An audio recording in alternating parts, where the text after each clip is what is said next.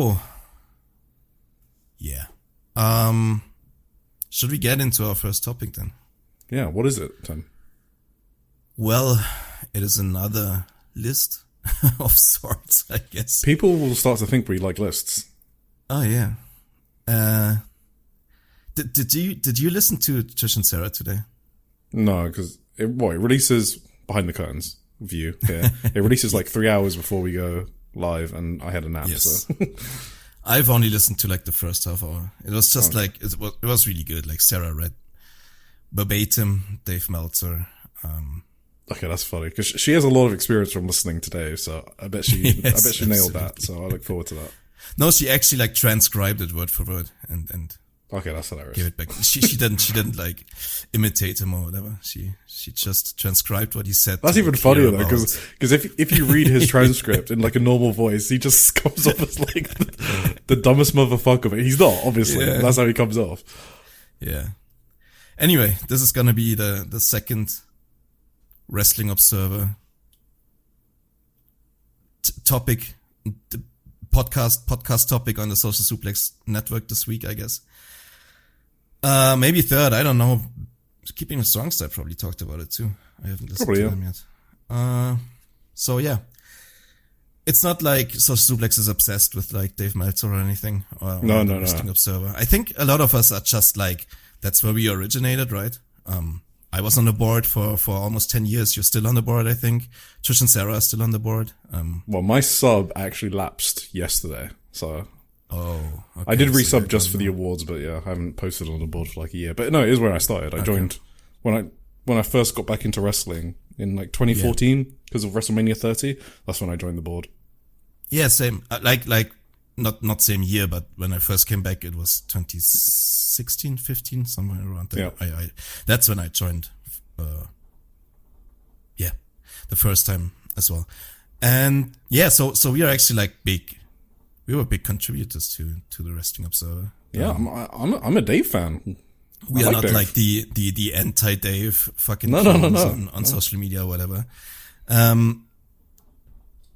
But we thought, since the Wrestling Observer Newsletter Awards are some of the biggest awards every year, if not the biggest in the wrestling media landscape, they are probably the biggest, right? The biggest for sure. Yeah. We should probably talk about them, and I think we do have something to talk about. So first, I'd say maybe overall thoughts, right? My overall thoughts on the Wrestling Observer Awards are that the winners for the majority of the awards were the correct ones, in my opinion. I was told today I should say, in my opinion, less. Do you agree? I heard that you got told that, yeah. Yeah, you should be more confident with your opinions. I mean, it's your fucking opinion. Everyone knows it's your opinion. If someone interprets your sentence as, oh, Tim is being objective here about wrestling, then they're just being dumb, right? Everything we say on this podcast is our opinion. All right. Awesome. Glad we clarified that. Yeah. Anyway, I think the majority of the winners are correct. Obviously, Mystico and CMLL deserved to win most of these awards. They had a tremendous year. Business-wise, promotion-wise, everything was just completely cracked out for them. So obviously, there's nothing really to complain about here. I think Mystico was the deserved Flair Test. I feel a bait coming. Does everyone else listening feel a bait coming? I feel a bait coming. No, this is my completely my honest opinion. I do think underneath the first place there is something we can talk about, and I have my hypothesis how and why certain things looked the way they are, and I wanted to explain those a little bit if you don't mind. Go for it. What are your overall thoughts? Maybe first. Just quickly, because I'm excited to hear your words. No, I mean, it's just, I think exposure is obviously a big part of these awards, and a lot of the reader base are American based, so they vote for AEW people. I mean, the fact that WWE got slaughtered is kind of indicative of how shit the company is. Because if they were any decent, they would have swept up some of these awards, make no mistake about it. So the de facto winner, if WWE is so shit, has to be AEW. So AEW swept up a lot of the awards. I'm not saying that some of those AEW candidates weren't worthy, but it's just the natural default, because I don't think Stardom or whatever is really in the reader's mind. I mean, if you look at like the biggest one, which I don't know if we'll get to, is best show, right? If you watched All-Star Grand Queendom, okay, even if, unless you were maybe live at All In, I could understand it. But if you watched All-Star Grand Queendom, I don't know how you could come away from that not voting that as the best show. So I feel like people just didn't really watch it, which is okay. Yeah, it's just an exposure thing, really. Yes.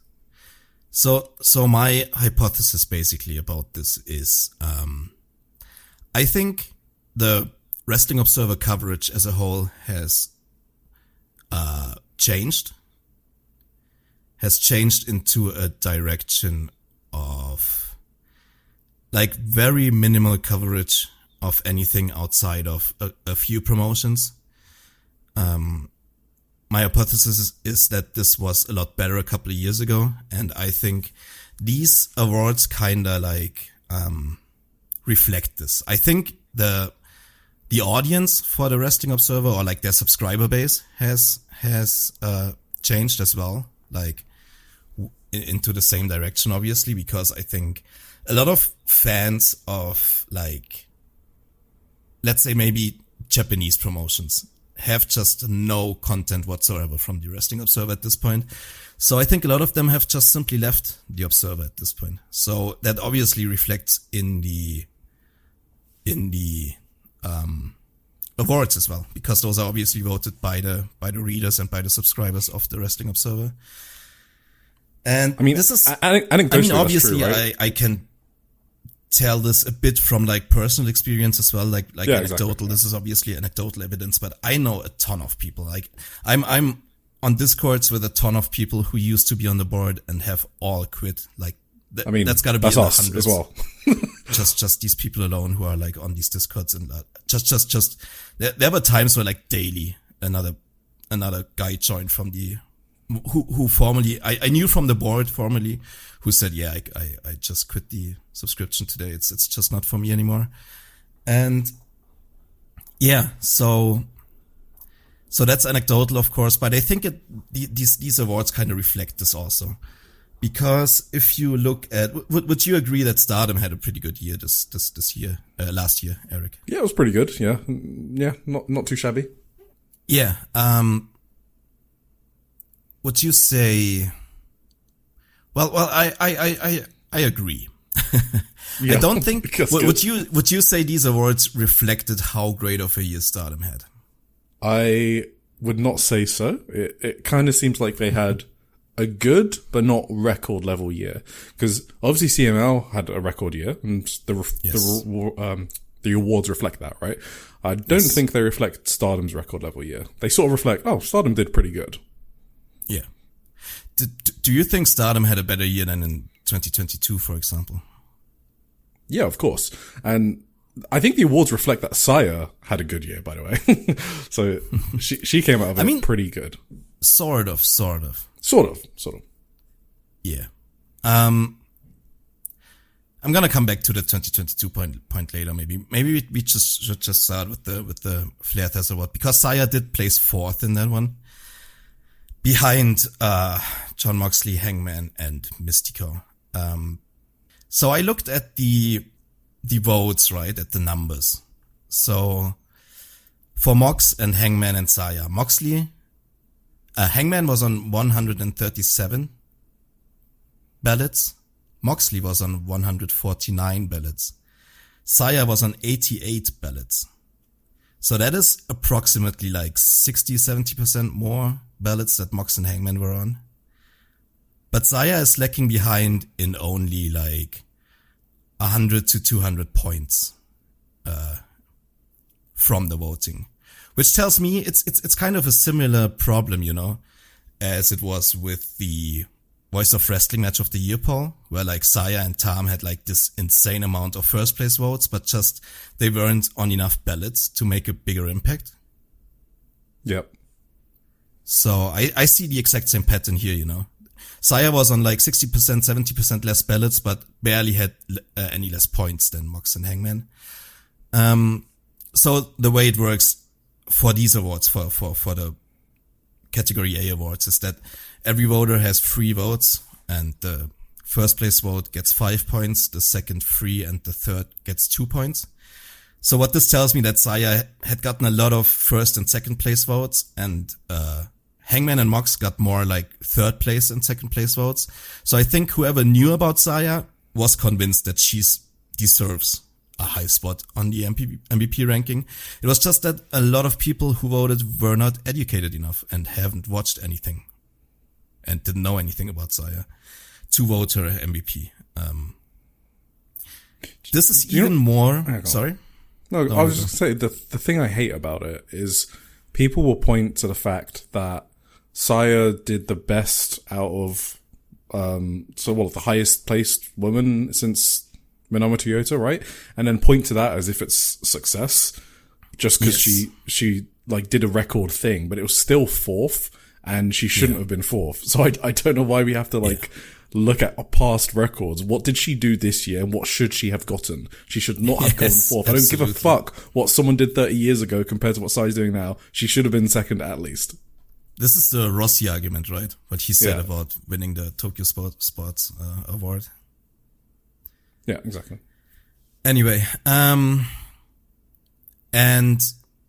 also I heard the same thing, that like if you historically look at the results, it's always been like that.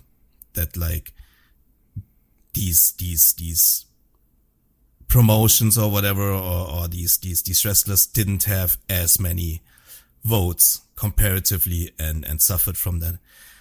But that just tells me that there's always been the same problem, right? And also, like, if you go to the early 90s and the 80s, you had to fucking be a tape trader to even watch anything. Nowadays, everything is readily available. It just has to be brought to people's attention. And that's what's not happening in the Observer anymore, in my opinion. I think it's even more like obvious in the Promotion of the Year award, where Stardom finished 3rd. That's ridiculous. Did they? Do I have this right? I think they did, yeah. AEW came second. Yes, AEW came second, right. And the numbers here are even crazier. So CMLL, I can never get this wrong. Fuck that word. Fuck it. So Stardom had 77 votes, was on 77 ballots, let's say, for Promotion of the Year. CMLL had 10 times the amount of ballots, and AEW had 5 times the amount of ballots. Stardom's point total, however, was only 3 times, like a third of the CMLL votes. So CMLL were on 10 times the amount of ballots, but only got 3 times as many points. AEW was on 5 times as many ballots and only had twice as many points. Which again tells me, like, everyone who does watch Stardom voted them high. And extremely high in this case. Like, most of these 77 ballots must have been first place votes for Stardom. But it's just like not enough people are watching them. And they just don't get talked about. I think an even crazy example to me was the Promoter of the Year award, where Taro Okada placed 5th with 58 votes.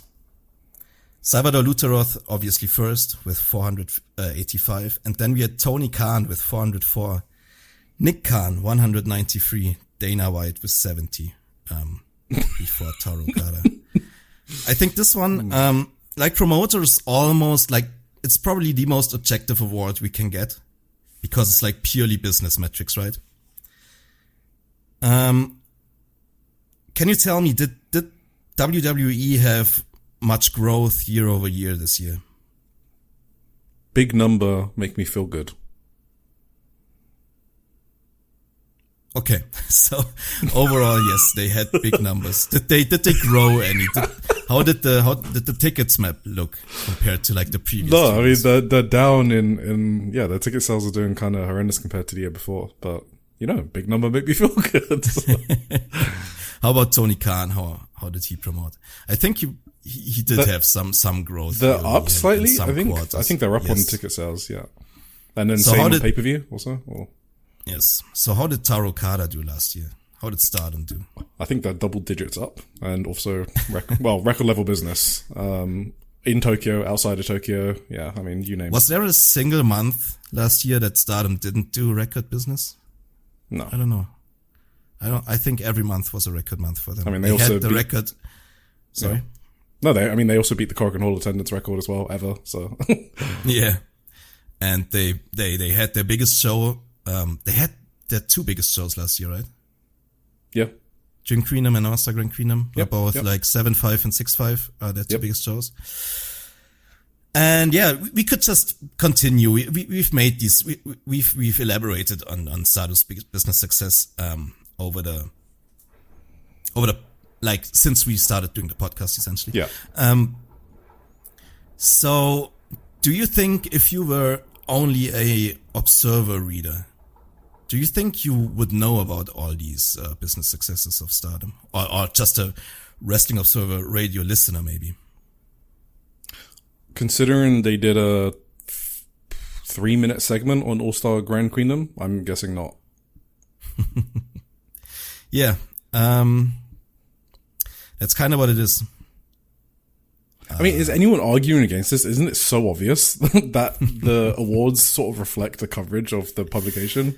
Like, Dave there are people rates who are like, arguing against this. Absolutely, Dave rates like Tuesday shows for CMLL. He rates like the most random matches that promotion does, and does like full columns on it and talks about it on the radio as well. Yeah, I mean, and he doesn't talk about Stardom, so.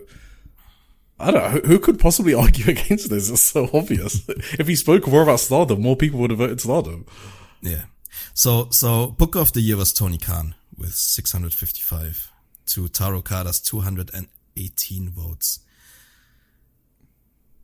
Did you listen to our Christmas episode, Eric? I was about to say the same thing. We fucking buried that fool. Yeah, so in our opinion, Tony Khan was not necessarily the best booker of the year. Maybe the worst. I mean, yeah, let's be clear. We were talking about him like neck and neck with fucking Triple Paul, okay?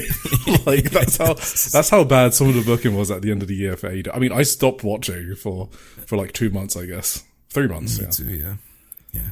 Taro Kada was like to do what he did with Stardom is like insanity to me. He did get second place, at least here. So earlier that was with a lot of campaigning, including articles from our lovely Chris Whitehead in the newsletter and stuff like that. Yeah, that's true. I mentioned earlier 2022, right? I just grabbed this randomly. I looked at results from 2022. What would you say if I told you that Stardom got 1,000 more votes or points in votes for Promotion of the Year in 2022 than they did for 2025? I'd say, wow, Dave must have covered Stardom in 2022. Is that accurate? That is accurate. Not only Dave, Bryan even covered it together with Filthy Tom and stuff. That's like fucking that. Insane. Yeah. Booker, Rossy Ogawa in 2022 was 50 votes behind Tony Khan, for second place as well, which is like now Taro Kada has a third of the votes of Tony Khan. Rossy Ogawa in 2022 had I don't know, maybe 10% below Tony Khan. Isn't that just obvious, like an obvious sign that just their entire reader base shifted? And in the last couple of years, because their coverage obviously shifted. Yeah, exactly. the reader base shifts with the coverage that the publication does. Yeah, they're like inextricably linked. Yeah, and I'm not even saying that their reader base shrunk necessarily, because I heard like this was like a record year in voting numbers, and I added it up. there were a lot of voters this year for the awards. I will say this is also most probably due to the Google form being available. You know, a couple of years ago, you had to send in an email with like a screenshot of your bank account or whatever to prove you were a subscriber, and this all just got a lot less, a lot less of a barrier to vote. So I think that's a main reason for why the numbers are bigger for voting now. But maybe they do still have a lot of subscribers. They just are interested in different things. I did some analysis. Right? Uh-oh. I looked at headlines on f4wonline.com. I looked at the last 100 headlines. What do you think is about the percentages of like promotions that they cover? Headlines? That's going to be so fucked up because of their use of AI now. So it's just going to be, they're just shitting out articles. So it's probably like 95% AEW WWE. So first of all, I think they're shitting out the same article several times. If you scroll through their like news section, like if you just go through their thumbnails, they are repeating often. I found that very weird. I don't know. Well, that's kind of what AI does. So that kind of makes sense. Yeah. So I called, one column was my WWE adjacent slop, which is WWE and TNA. Those were 64 headlines of the last 100. Interestingly enough, 18 of those were from TNA. So Fucking like hell. Almost a third of their WWE plus TNA coverage. AAA is also in there, of course. And NXT and everything that WWE owns basically, was in there. So not Marigold? I mean, if they had a headline, maybe I would have counted them in there, but spoilers. So yeah, that's kind of surprising that a third of the WWE coverage is TNA actually. That's crazy. AEW had 22. So TNA had only 4 less headlines than AEW did. Self-promotion for Figure 4 Online was 5. New Japan was 4. CMLL was 1. Which was also AEW adjacent because it was just that Mercedes showed up to one of the shows. And then I had the other category, which was 1 Stardom headline about the Saya injury. Not about her match or like match report or anything or about the show. Just simply that she dislocated her finger or whatever. 1 was MLW, which was also WWE adjacent because it was just Killer Cross saying something stupid in an interview. And then there were 2 headlines about Rob Van Dam for some reason. So this is the average coverage over the last, I think you could say if I take 100 headlines, that gives a pretty good average, right? Would you say that? So it's basically 64% WWE, 22 AEW. And the other like 10 to 12% is either Figure 4 self-promotion. And JPW had a big show, so they got 4 headlines in there, but other than that, yeah. I also looked at Wrestling Observer Radio, you know. And I kind of like added the timestamps for the last month. How much do you think was the percentages there? What, between WWE adjacent stuff and it? I mean, WWE adjacent stuff's got to be like 40%. I don't even have the percentages. I just added like some minutes. It was about 212 minutes WWE coverage. Yeah. It was about 91 minutes AW coverage. It was about 40 minutes New Japan actually, because for some reason Dave decided to talk over 30 minutes about the New Beginning in Osaka show. Wow. And CMLL had 23 minutes. So he's talking a lot about CMLL.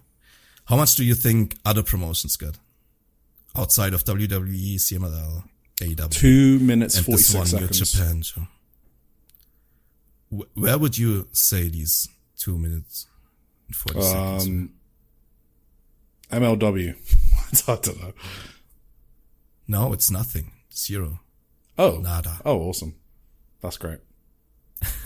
Everything else is like ratings, obituaries, And I guess like things like bare knuckle boxing fights and like Jake Paul freak show boxing fights and all that shit, you know. So that's their audio coverage. And then last but not least, I looked at the Observer coverage. So I thought, like, Dave pretty much rates all matches that he watches, right? Yeah. So I just looked at the last 1,000 matches on Cage Match, which was about the entire last month. How many matches were rated by Dave? Last month? Yes. This is I'm actually going to interesting. go with... Because I know how much I do in a month. I do like 100, 200... I do like 800. I'm going to guess he did like 400. What? Okay, well, 200 in a month. Let me add this real quick. I never added it up. 59, 24, 36, 83. Oh, it's exactly 100. Oh, okay. Damn, that's crazy. So, of those 100, it was a lot of New Japan, actually. Wait, do I have this correctly? No, I don't. It was a lot of CMLL, I wanted to say. 24 matches were from CMLL, so that's almost a quarter of those.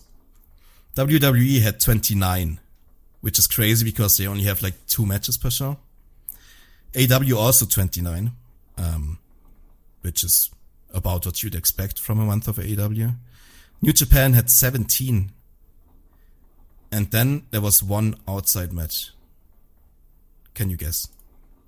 Sire and Starlight Kid? Yes, Sire and Starlight Kid. Which got a decent 4.75, I guess. So yeah, you can see he just doesn't watch anything anymore, you know, outside of like those 4 promotions. He watches the big New Japan shows. He watches a lot of CMLL. He watches everything that WWE puts out, and he watches everything that AW puts out. And that's just his coverage nowadays. And that reflects on the reader base, and that reflects on the awards. And that's basically the big point I was trying to make about these awards. I do think CMLL winning is great. WWE losing is great. I think the people who voted for most charismatic are out of their minds. That's one that stood out to me, especially. And then there's also like one thing we have to point out is the Japan and Women's Awards, where Saya Kamitani did get 485 and 458 votes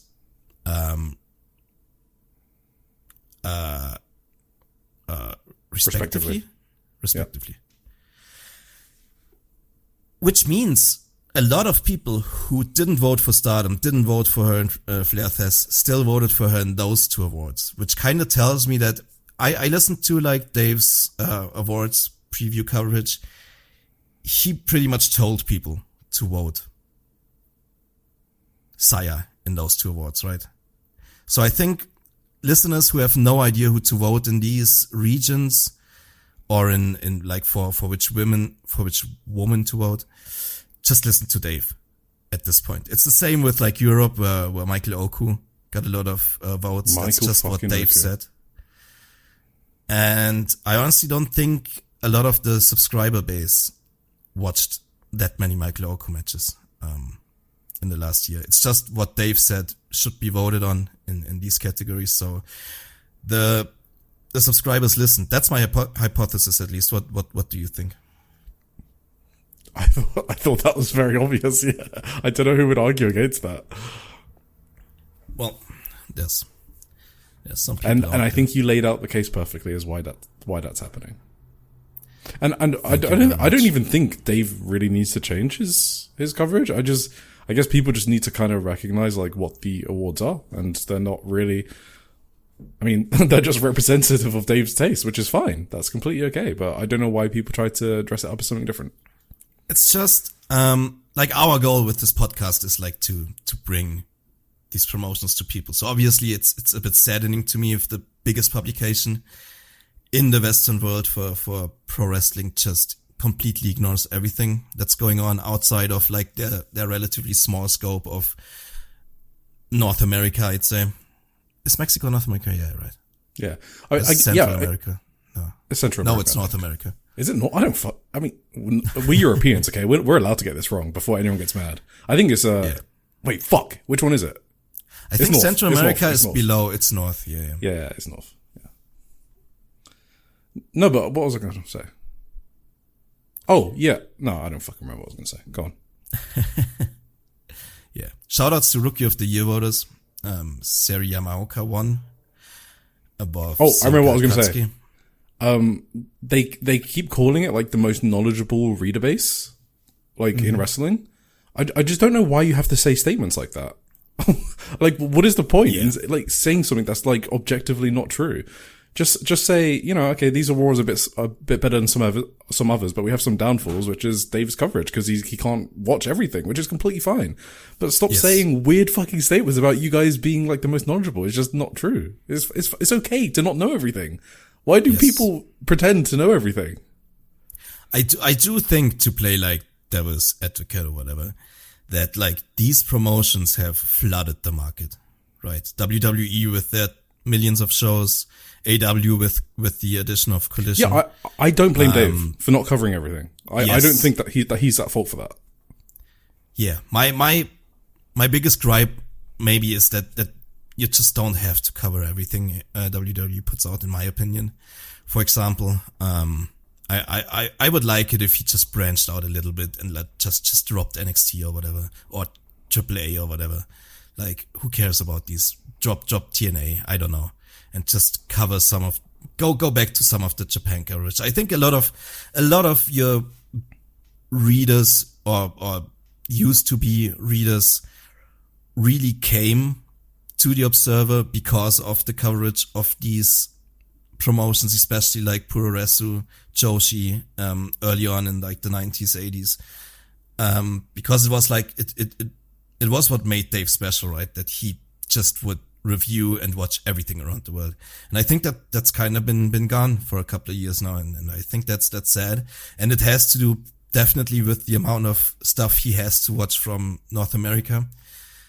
And that's nothing you can change, but I think he can just swap the priorities around. He's not going to do that ever. So it probably does more money.